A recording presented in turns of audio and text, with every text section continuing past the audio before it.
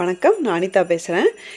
கொஞ்ச நாளைக்கு முன்னாடி பார்த்தீங்கன்னா, ஒசூரில் வந்து ஒரு முருகன் கோயிலில் ஒரு மயில் வந்து முருகன் முன்னாடி உட்காந்து பயபக்தியோட தரிசனம் பண்ணதையும், அந்த அர்ச்சகர் வந்து ஆரத்தி காட்டும்போது ஃபுல்லாக உட்காந்து அது கம்ப்ளீட்டாக பார்த்துட்டு, அந்த அர்ச்சகர் ஆரத்தியை முருகனுக்கு முடிச்சுட்டு திருப்பியும் மயிலுக்கும் ஆரத்தி காட்டுறது, இந்த ஒரு அதிசயமான ஒரு விஷயத்தை வந்து நேரடியாக இருக்கிற மக்களும் பார்த்தாங்க. யூடியூப் வழியாக நம்மளும் நிறைய பார்த்தோம்.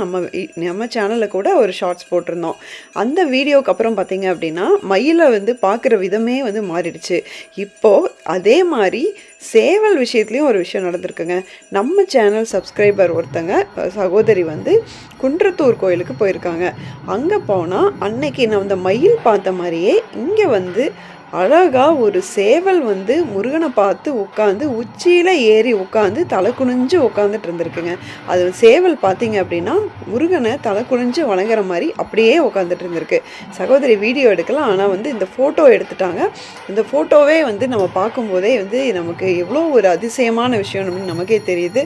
நம்ம எப்படி தலை குனிஞ்சு வணங்குவோமோ, நம்மளை விட அதிகமான பயபக்தியோடு வந்து இந்த சேவல் தலை குனிஞ்சு வணங்கி அப்படியே உட்காந்துட்டு இருக்கிறத பார்க்கலாம். இதுலேருந்து எனக்கு ஒரு விஷயம் தெரிஞ்சதுங்க. நம்ம சேவல் அப்படிங்கிற ஒரு விஷயத்தை பார்த்திங்கன்னா, சாதாரணமாக சிக்கன் முட்டைன்னு சில சமயம் உணவுப் பொருளாக பார்க்குறோம். ஆனால் அதே சேவல் வந்து கடவுளின் தூதவனாகவும், அது உள்ளுக்குள்ளே எவ்வளோ ஒரு இறைத்தன்மையும் கடவுள் பக்தியும் இருக்குது, அது சேவலுக்குள்ளேயே முருகன் இருக்கார் அப்படிங்கிறதுக்கு இந்த ஒரு ஃபோட்டோ வந்து இந்த ஆதாரம் நமக்கு போதுங்க.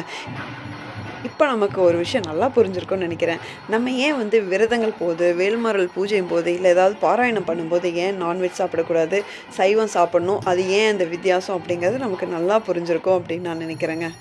எல்லோருக்கும் நன்றி. வேலும் மயிலும் சேவலும் துணை.